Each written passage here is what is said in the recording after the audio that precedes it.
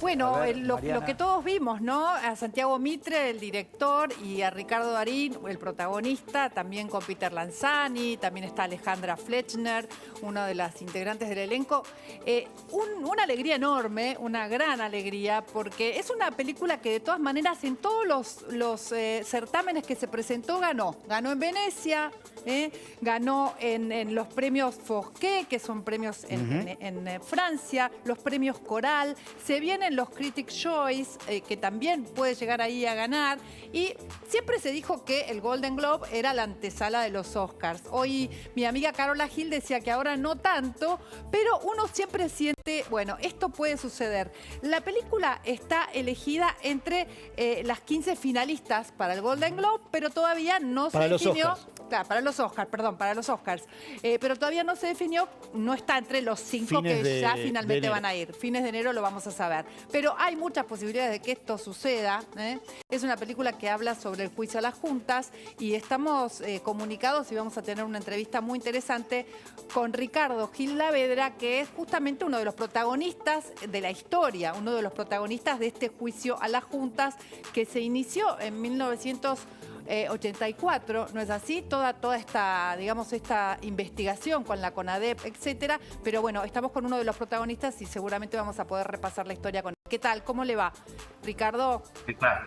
Muy bien, ¿cómo les va? Acaba de estrenar un libro, ¿no? Que justamente habla de la cocina del juicio. Sí, un libro, bueno, que relata desde nuestro punto de vista, de los camaristas, de qué manera se organizó el juicio, cómo se distribuyeron los tiempos, en fin, todos los entretelones desde adentro del juicio. ¿Usted vio la película, Ricardo? Sí, claro, sí, la vi 2 veces. ¿Y cómo la puede calificar? ¿Siente que hay algunas cosas que faltan allí? De todas maneras es una ficción, no es un documental, esto vale decirlo, pero bueno, muchas veces algunos han hablado de que había algunas cosas que no estaban expuestas en este film, ¿no? A ver, estoy muy contento con que haya obtenido este premio, que se suma al de Venecia. Me parece que es un reconocimiento extraordinario al cine argentino, a la Argentina misma.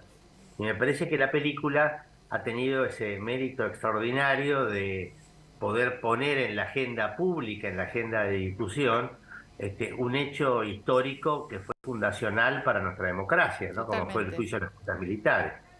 Por supuesto, en lo que hace en una mirada más sofisticada para adentro, desde ya que yo participo de algunas cuestiones que hacen o que tienen que ver con la falta de rigor histórico en muchos pasajes. Pero bueno, como decía, es una película comercial y de ficción, y bueno, no tiene por qué ajustarse de ninguna manera a la realidad. ¿Qué tal, Ricardo? Buenas tardes, Serenelini, ¿cómo le va? La repercusión que está teniendo en el mundo, porque son premios que el mundo está otorgando, en su momento, y de acuerdo a sus contactos con el mundo, ¿también tuvo repercusión el hecho en sí, el real? Bueno, sí, claro. A ver, el juicio de las juntas militares fue un acontecimiento inédito. Al decir inédito porque no solo no había ningún precedente anterior, sino que nunca se había llevado a cabo un juicio por un tribunal civil a crímenes de una dictadura saliente. E inauguró una etapa nueva en el derecho internacional de los derechos humanos.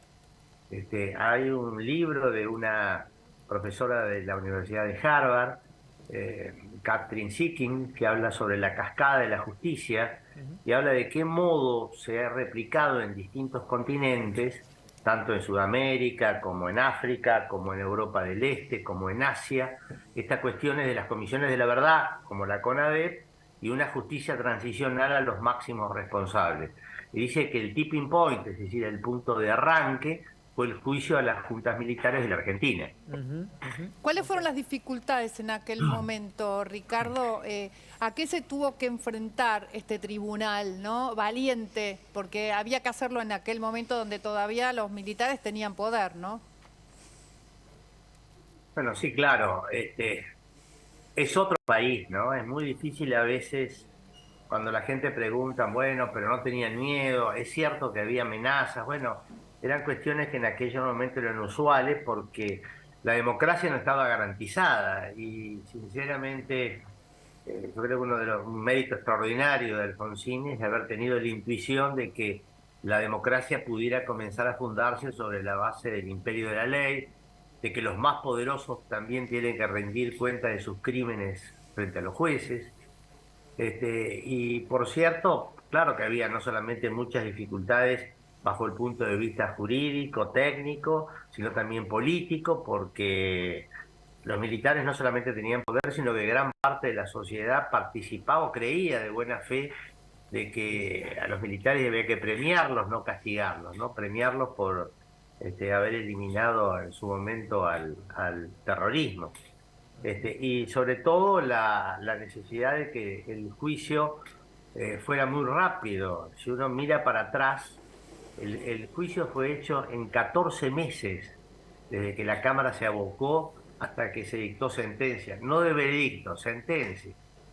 Y sinceramente, un juicio de características descomunales, como de tamaño que tenía hacerlo en un lapso tan breve, bueno, aún hoy yo miro para atrás y digo, bueno, ¿cómo se pudo, no? Y aparte, Ricardo, algo que muestra la película es que el debate entre los jueces se daba en un restaurante, en un bar. ¿Esto sucedió?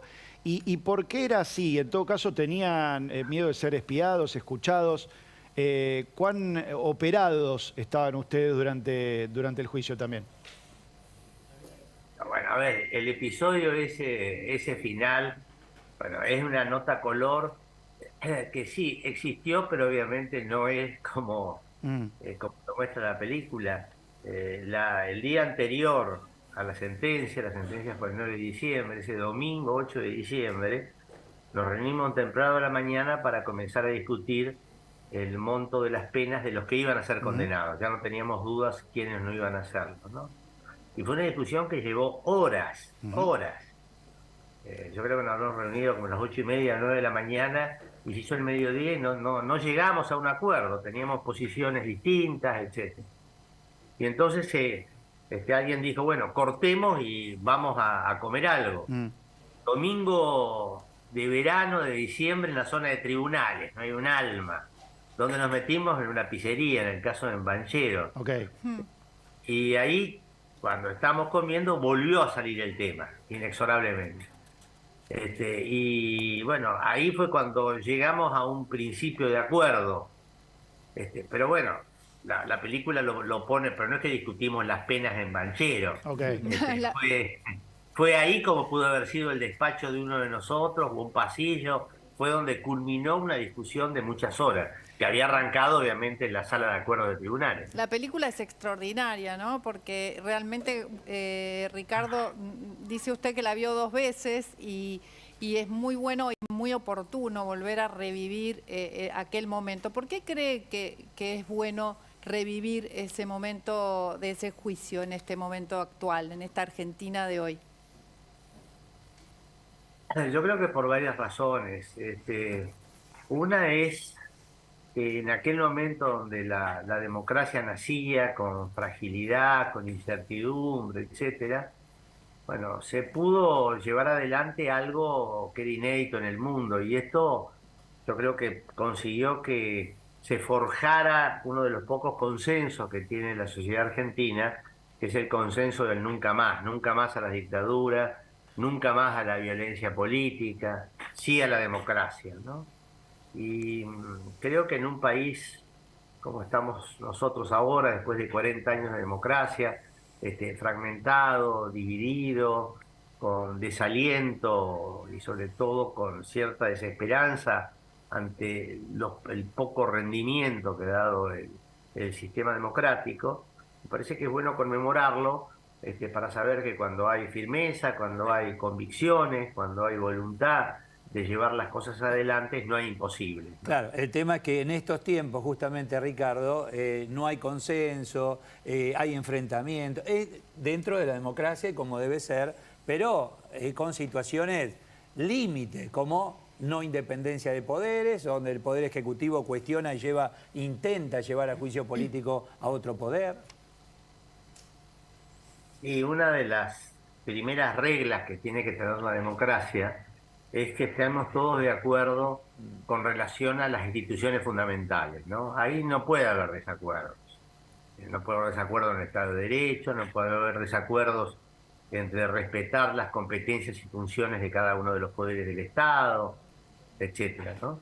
Y lamentablemente en la Argentina hemos llegado a un punto ahora con un Congreso paralizado virtualmente. Esto me parece sinceramente una barbaridad. Y bueno, la cuestión esta del juicio político, un juicio político destinado de antemano a fracasar, pero que va a provocar sin duda una suerte de escándalo, claro. para tratar de deteriorar a los jueces. Bueno, no son cosas que ayudan precisamente para poder aspirar a un futuro mejor, ¿no? ¿Lourdes? Sí, ¿cómo le va, Gil Lavedra? Lourdes Marche se lo saluda. Mi consulta tiene que ver con algo que dijo el presidente Alberto Fernández hace días atrás, que tiene que ver con que los únicos privilegiados en el país son los jueces. Usted estuvo en ese lugar, hoy dirige el Colegio Público de la Abogacía de Capital Federal. ¿Cómo toma estas palabras y cómo ve también a la justicia en el día de hoy? Quiero volver a 1985. A ver, yo creo que es muy importante para todos que podamos recobrar la plena legitimidad y confianza en el funcionamiento de la justicia. Y esto tiene que ser una obra de todos, ¿no? Desde ya es necesario, y estas son cosas posibles, encarar un funcionamiento de la justicia más eficaz, porque notablemente las mayores peleas respecto de la justicia o desacuerdos tienen que ver con la justicia que interesa a la política, es decir, la que resuelve las cuestiones políticas, pero el ciudadano tiene otras necesidades, ¿no? Sí. Y fíjense cómo puede funcionar una justicia con 1/3 de vacantes actualmente. ¿Y quién sufre eso? Los ciudadanos. Y me parece que las peleas políticas que no tienen en cuenta esto, me parece una falta de empatía total con las verdaderas necesidades. Y de otra parte, bueno, también por comenzar a respetar su independencia. Hay un deterioro profundo que se produce por los ataques permanentes. Y la justicia también tiene que hacer lo suyo, ¿no? Los jueces tienen que comportarse como jueces, tienen que resolver las cuestiones de manera adecuada, en fin.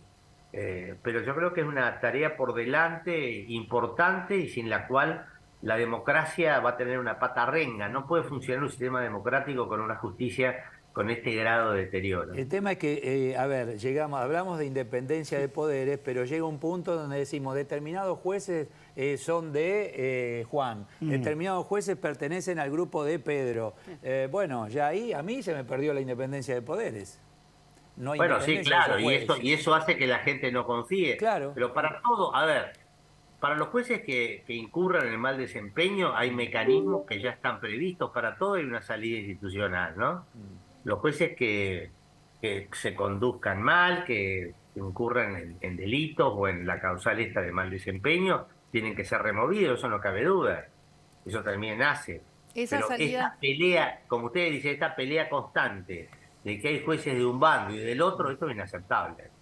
Esa salida institucional de la que habla Ricardo también está congelada en un punto, ¿no? Porque es el Consejo de la Magistratura. O sea, también hay problemas ahí en la salida institucional de la que usted está. El presidente quiere intervenir por decreto, ¿no? Claro, el presidente quiere intervenirlo por decreto, como dice Maxi Sardi. Bueno, pues eso no es posible, ¿no? No puede regularse por un decreto de necesidad de urgencia del Consejo de la Magistratura. Sí. Bueno, está bien, pero en consecuencia volvemos al punto de partida. A todos nos conviene que el Consejo de la Magistratura funcione adecuadamente. A los abogados y abogados, a los litigantes, a todos. Y sin embargo tenemos un Consejo paralizado que no llena las vacantes y esto pone en riesgo la propia administración de justicia, ¿no? Es inaceptable que pueda funcionar un sistema judicial con un 30% de vacantes. Justamente sobre eso, Ricardo, algo que se ve en la película, o que es la conclusión, digo, buena parte de lo que se ve en la película, insisto, funcionó la justicia porque antes había habido incluso un consenso parlamentario, una parte del peronismo votó las leyes que necesitaba el radicalismo de Alfonsín, obviamente no Luder, pero por el lado de Cafiero había habido en aquel momento Digo, ese tipo de consenso político hoy es imposible y es el que nos termina, por otro lado, paralizando. Bueno, a ver, 1985 nos tiene que hacer ver las cosas que son posibles cuando hay este tipo de consenso, ¿no? A mí me parece que la necesidad del enjuiciamiento, que se juzgara los crímenes terribles cometidos entre la dictadura, bueno, era una necesidad que atravesaba a todos los partidos políticos. Por supuesto que el gran gestor de todo esto fue Alfonsín, pero es cierto que el peronismo en el Congreso acompañó.